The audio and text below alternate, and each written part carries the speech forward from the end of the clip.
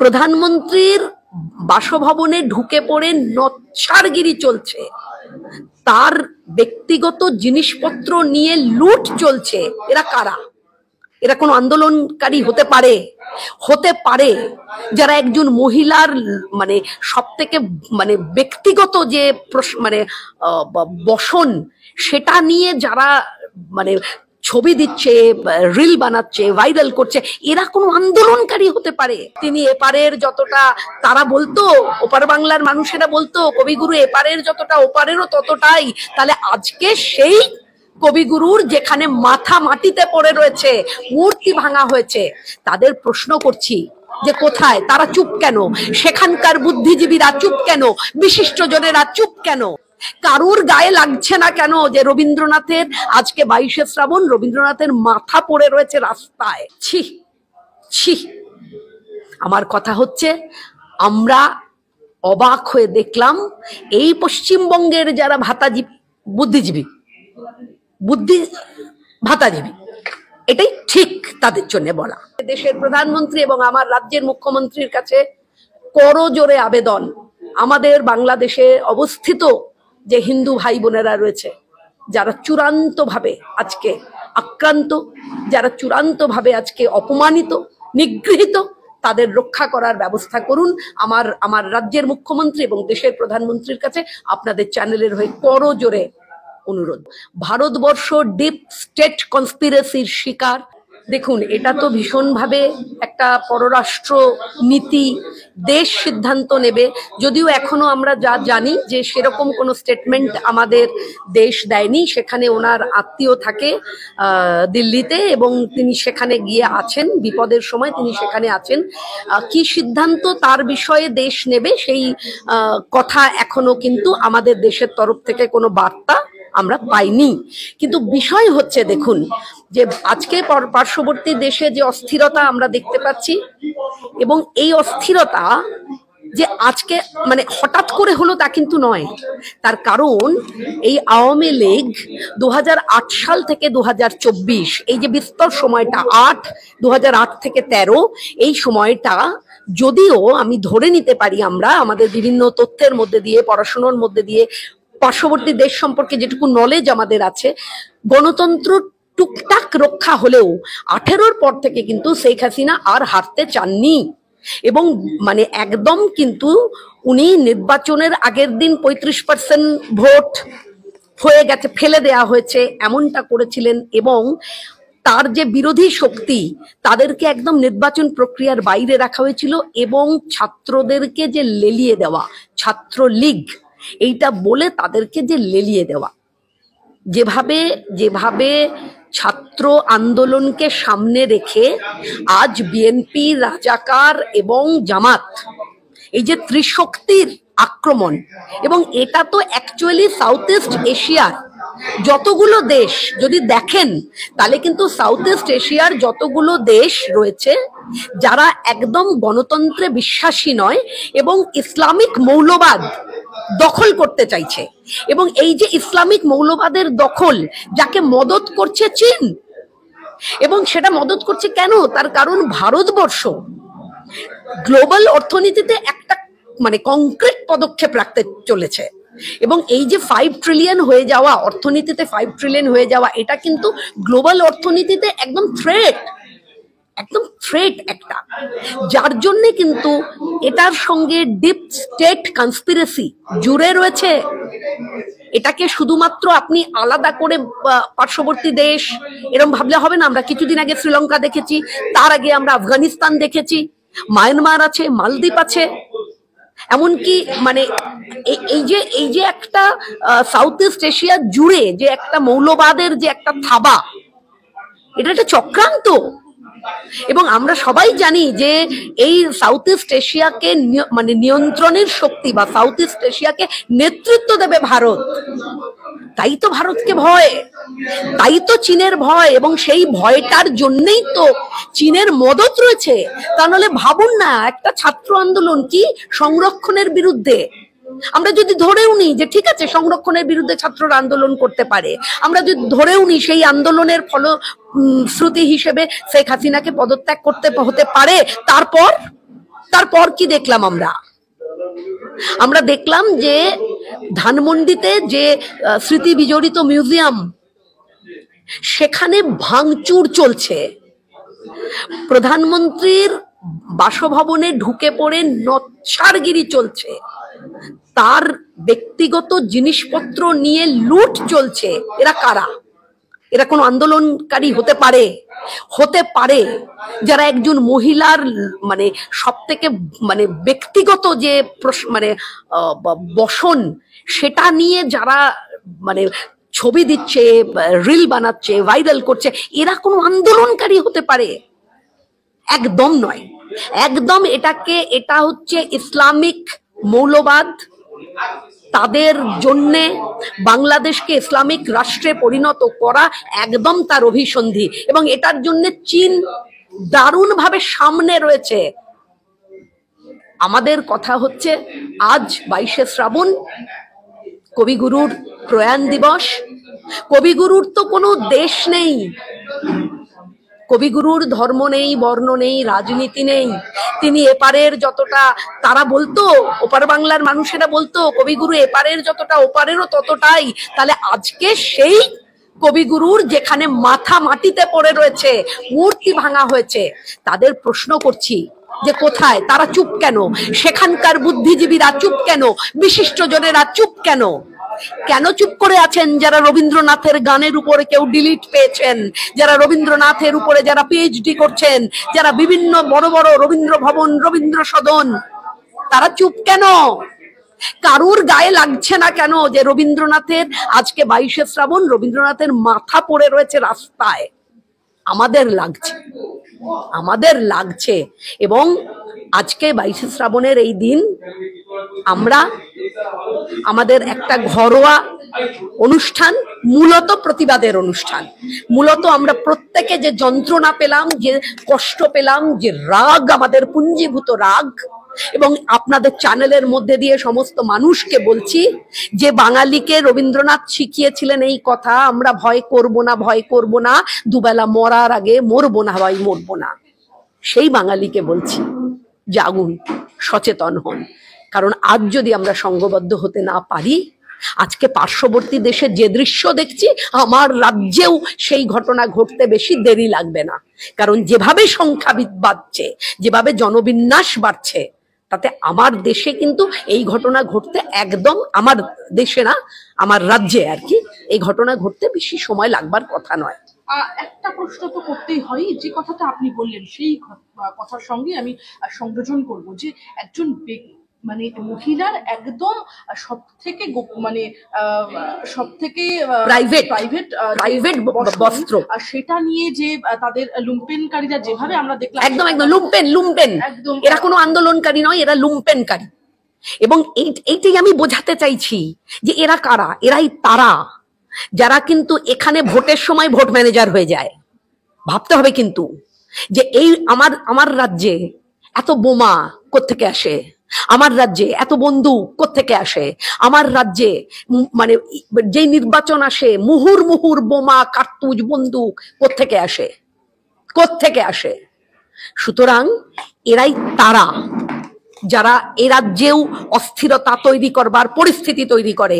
এরাই তো তারা। আমরা তো দেখেছি আমার রাজ্যেও একজন মহিলা, সে একজনকে ভালোবাসে বলে তাকে বাঁশ পেটা করা হচ্ছে রাস্তায়, এবং এই রাজ্যের একজন বিধায়ক তিনি বলছেন মুসলিম রাষ্ট্রে এমনটা হয়, শরীয়তি আইনে এমনটা হয়, মারটা একটু বেশি হয়ে গেছে। এ কথা বলবার সাহস পাই কোত্থেকে? কে দেয় সাহস? দিদি, এই যে লুটতরাজ চলল, এই অশ্লীলতাকে কি স্বাধীনতা বলে? ছি ছি। আমার কথা হচ্ছে, আমরা অবাক হয়ে দেখলাম এই পশ্চিমবঙ্গের যারা বুদ্ধিজীবী ভাতাজীবী, এটাই ঠিক তাদের জন্য বলা, তারা সবাই চুপ করে রইলেন, মুখের লিকোপ্লাস্টার আটকে দিলেন, একটা প্রতিবাদ করলেন না। অথচ রবীন্দ্রনাথের গান, রবীন্দ্রনাথের কবিতা, রবীন্দ্র নৃত্য, এই নিয়ে কত কত ইনস্টিটিউশন চলে এই বাংলায়, এই পশ্চিমবঙ্গে। যারা পুজো করেন, যারা বলেন রবীন্দ্রনাথের গঙ্গা জলে গঙ্গা পুজো, আজকে বাজলো না তাদের বুকে? তাদের লাগলো না কোথাও? উল্টে মানে মোবাইলটা ঘুরিয়ে দিলেন, সরিয়ে দিলেন, যাতে ওই ছবিটা কোথাও গিয়ে চোখ, চোখ থেকে মন, মন থেকে মাথা অবধি ছুতে না পারে। তার জন্যে তৈরি হন। সাধারণ মানুষকে আজ আমাদের বিরোধী দলনেতা বলেছেন এ কথা যে আজ যদি আমরা সংঘবদ্ধ না হই, আজ যদি আমরা সচেতন না হই, তাহলে কিন্তু আগামী দিন খুব খুব বিপদের মুখে আমরাও রয়েছি। যে দেশের জন্য মুজিবুর রহমান প্রাণ দিয়েছেন, গোটা পরিবারকে প্রাণ হারাতে হয়েছে, যে দেশের জন্য তিনি নিজে জেল খেটেছেন, উন্নয়নের কাজ করেছেন, সেই দেশের মানুষ তাকে এভাবে অপমান করে বের করে দেবেন, আক্রমণ করতে যাবেন, এটা হাসিনাও কল্পনা করতে পারছেন না, পরিবারের বাকিরাও কল্পনা করতে পারেনি। কি বলবেন? দেখুন, এটা না সম্পূর্ণ একটা পার্শ্ববর্তী দেশের কথা, দেশের সিদ্ধান্ত। সেই দেশের মানুষ তার দেশের স্বাধীনতাকামী যারা, তাদের সম্পর্কে কি ভাবছেন, কি করছেন, এটা আমরা জানি না। কিন্তু আমি এটুকু জানি, আমি যে রাজ্যে বাস করি সেই রাজ্যে নেতাজির দন্তন্বয়ের উপরেও কারুর এতটুকু ছোঁবার সাহস কারুর নেই। আমি যে রাজ্যে বাস করি, আমি যে দেশে বাস করি, আমি গর্বিত যে আমি একজন ভারতবাসী বলে। আমি গর্বিত এবং আমি কৃতজ্ঞ শ্যামাপ্রসাদ মুখোপাধ্যায়ের উপর, যিনি এই পশ্চিমবঙ্গকে ওই বাংলাদেশের কাছ থেকে, পাকিস্তানের কাছ থেকে ছিনিয়ে নিয়ে এসেছিলেন বলে আজ এভাবে দৃঢ়তার সঙ্গে এই কথা বলতে পারছি। যারা বিরোধিতাও করছে না, তারাও যে বিরোধিতা করতে পারছে, তারাও যে কথা বলতে পারছে, ডিউ টু শ্যামাপ্রসাদ মুখোপাধ্যায়, যিনি এই পশ্চিমবঙ্গের জনক এবং যিনি এই পশ্চিমবঙ্গকে ছিনিয়ে নিয়ে এসেছিলেন, ভারত ভূখণ্ডের সঙ্গে মিলিয়ে দিয়েছিলেন। আজকে যারা বিরোধিতা করছে তারাও বিরোধিতা করবার হিম্মত দেখাতে পারছে। দিদি, একটা কথা তো বলতেই হয়, যখন থেকে বাংলাদেশের এই উত্তপ্ত পরিস্থিতি, উত্তাল পরিস্থিতি, তার সঙ্গে সঙ্গে বিচ্ছিন্ন বিচ্ছিন্ন বেশ কিছু ছবি আমাদের সামনে আছে, যেখানে আমরা দেখতে পাচ্ছি হিন্দুদের বাড়ির ওপরে একদম পার্সোনাল অ্যাটাক যাকে বলে, সেই ছবি আসছে। পাশাপাশি আমরা দেখছি বলা হচ্ছে যে ছাত্রলীগের সদস্যরা নাকি মন্দির বাঁচাচ্ছেন। কোন ছবিটাকে মননে নেবে পশ্চিমবাংলার বাঙালি? না, বিষয় হচ্ছে, দেখুন, 47 থেকে শুরু হয়েছে, 47, 51, 65, 71, 92, এই টানা হিন্দু বাঙালিরা আক্রান্ত। ইসলামিক রাষ্ট্রে পরিণত করা এবং হিন্দু শূন্য করে দেওয়া, তারই তো একটা প্রচেষ্টা।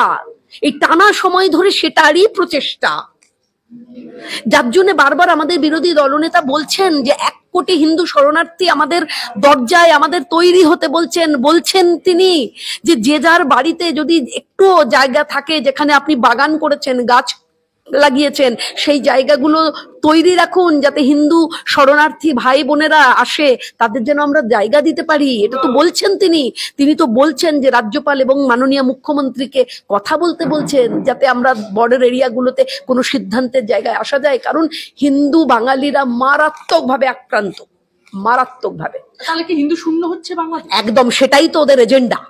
ওদের এজেন্ডা তো সেটাই, যে বাংলাদেশ ইসলামিক কান্ট্রি হবে এবং হিন্দু শূন্য হয়ে যাবে। সেটাই তো এই যে অন্তর্বর্তী সরকার গঠন হয়েছে 11 জনকে নিয়ে, আপনি দেখতে পাচ্ছেন একজনের নাম রেখেছে বাঙালি একটা নাম, দেবপ্রিয় ভট্টাচার্য বা এরম একটা কিছু, একটা লোকের নাম। তিনিও কতটা কি জায়গায় আছেন আমি জানি না, কিন্তু এই যে অন্তর্বর্তী সরকার, এটা কি? সুতরাং আমার কথা, পার্শ্ববর্তী দেশ সে তার সিদ্ধান্ত তারা নেবেন, আমাদের দেশ সিদ্ধান্ত নেবে তাদেরকে কতটা সাহায্য করা যায়, কিভাবে আমাদের হিন্দু বাঙালি ভাই বোনদের রক্ষা করা যায়। আমার কাছে, আমার দেশের কাছে, দেশের প্রধানমন্ত্রী এবং আমার রাজ্যের মুখ্যমন্ত্রীর কাছে করজোড়ে আবেদন, আমাদের বাংলাদেশে অবস্থিত যে হিন্দু ভাই বোনেরা রয়েছে, যারা চূড়ান্তভাবে আজকে আক্রান্ত, যারা চূড়ান্তভাবে আজকে অপমানিত, নিগৃহীত, তাদের রক্ষা করার ব্যবস্থা করুন। আমার রাজ্যের মুখ্যমন্ত্রী এবং দেশের প্রধানমন্ত্রীর কাছে আপনাদের চ্যানেলের হয়ে করজোড়ে অনুরোধ। একটা প্রশ্ন তো করতেই হয় দিদি, আপনি নিজে সৃজনশীল একটি পেশার সঙ্গে যুক্ত, হিন্দু হত্যা বাংলাদেশে মোমবাতিওয়ালা বুদ্ধিজীবী কৌশিক সেন, অপর্ণা সেনরা চুপ কেন? আমি নাম ধরেই বললাম। বুদ্ধিজীবী কোথায় তোমরা ভাই? বুদ্ধিজীবী মুচকি হেসে বলে আমরা থেকেও নাই। অর্ডার আসুক নবান্ন থেকে, তবে তো নামবেন। নামতে গেলেও অর্ডার চাই। আবার যিনি অর্ডার দেবেন তারও তো হাত পা বাঁধা, বাঘের পিঠে চেপে আছেন, 30% জোরে ক্ষমতা, তারও তো হাত পা বাঁধা।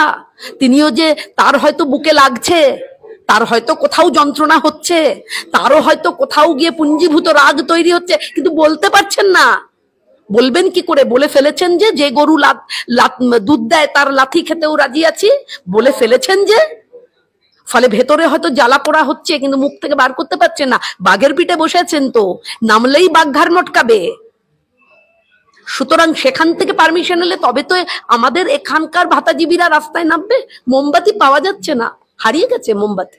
বাংলাদেশের অশান্তির পেছনে কি পাকিস্তানের হাত? বাংলাদেশ কি আফগানিস্তান বা পাকিস্তান হয়ে যাবে? দেখুন, আমার কথা হচ্ছে যে গোটা দক্ষিণ পূর্ব এশিয়ার দেশগুলোকে একদম ইসলামিক মৌলবাদ ঘিরে নিয়েছে, ইসলামিক মৌলবাদ থাবা বসেছে, এবং এটাই তাদের ষড়যন্ত্র। ভারতবর্ষ ডিপ স্টেট কনস্পিরেসির শিকার। আমাদের বিশ্বাস আমার দেশের পররাষ্ট্রনীতির প্রতি, আমার দেশের স্বরাষ্ট্রনীতির প্রতি, আমার দেশের প্রধানমন্ত্রীর প্রতি এবং এনডিএ সরকারের প্রতি আস্থা রয়েছে। তারা নিশ্চয়ই তাদের জায়গা থেকে আমাদের বাংলাদেশে অবস্থিত হিন্দু বাঙালিদেরকে রক্ষা করবেন, এই বিশ্বাস তাদের উপর আছে। হাসিনার পতনে ভারতবর্ষের বিপদ কতটা বাড়লো? এখনই সেটা নিয়ে কথা বলা যাচ্ছে না। দিদি, আমার শেষ প্রশ্ন আপনাকে, যে ছাত্ররা রবীন্দ্রসঙ্গীত গেয়ে প্রতিবাদ মিছিল করেছিল, আর সেই ছাত্ররাই কি করে রবীন্দ্রনাথের ভাস্কর্য? সেই ছাত্ররা নেই, সেই ছাত্ররা শুধু সামনে আইবাস। ছাত্রদেরকে দিয়ে শুধু শুরু হয়েছিল, আজকে সেই ছাত্ররা তো লজ্জায় মুখ দেখাতে পারছে না যারা এটা শুরু করেছিল। কারণ মানে ওপার বাংলার হাজারো মানুষ তারা বলছে তো যে কোথায় এখন ছাত্ররা, যখন ভাঙা হচ্ছে বাড়িঘর। মানে একদম আমি বলছি আপনাকে, রংপুরের কাউন্সিলর হারাধন নায়েক পিটিয়ে মারা হয়েছে, খুন হয়েছেন।